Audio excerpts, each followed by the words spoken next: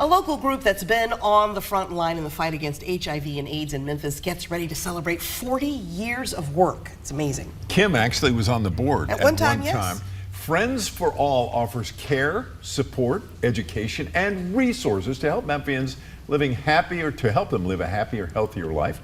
And joining us today to talk about this work is Diane Duke, the CEO. Welcome. Thank you so much. To a Better Memphis, something I know you work toward every single day in your role. What led to the creation of Friends for Life 40 years ago? Well, 40 years ago, it was a group of friends who got together to help their friends and family die with dignity. Okay. So fast forward to now, it's not a death sentence anymore. And so we've grown and changed quite a bit with the times.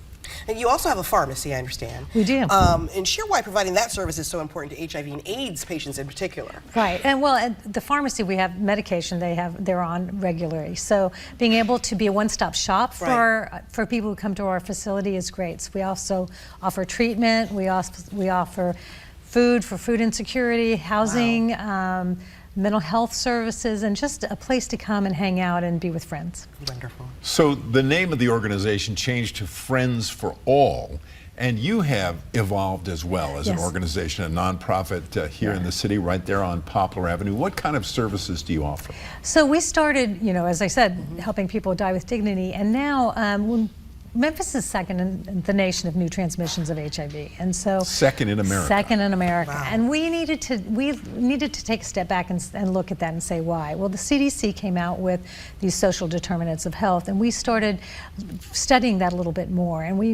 what we know is that the same things that cause a community to be unwell, like food insecurity, housing insecurity, joblessness, lack of education, lack of health care, are things that cause high HIV rates. So we expanded our services to look at those issues and to tackle those issues and to try to be a one-stop shop for all of those things. And that's where we went from just a very more of a narrow focus to being able to actually provide healthcare services to them as well. So we're excited about being a one-stop shop and being able to offer a lot of things, not to just people who are HIV positive, but also to people who might be at high risk of HIV. Wow. And also donations are important for this group, I'm sure. Explain how that works for your group and how people can donate if they would like to. So our website, just go there. There's a big donate button. So you can say that on all nonprofits.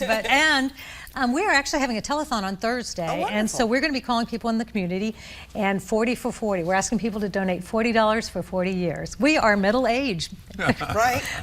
Friends for All is middle-aged, and so that's one of the things that we're asking for. And then we also have our birthday party coming up this weekend. So yeah, and donations are important, especially right now. There's a lot of uncertainty in funding for nonprofits, and so it helps us a lot.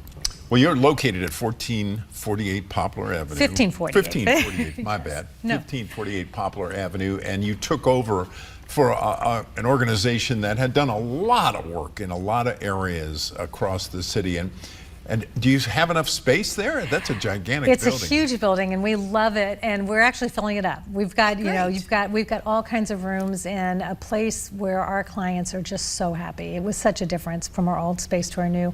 And we know that regardless of your socioeconomic status or your HIV status, people deserve to be treated with dignity. We've been fighting stigma for so long. We've decided to be proactive, and this building and our services are now to lift people up and provide people with dignity. Wonderful. You mentioned a birthday party coming up this weekend. Yes. Is everybody invited? Everybody's invited. It's going to be for families too. So from 10 to 2, we're going to have dance classes. We're going to have cooking demonstrations. Dance classes, yes. Fun. We have a little dance studio.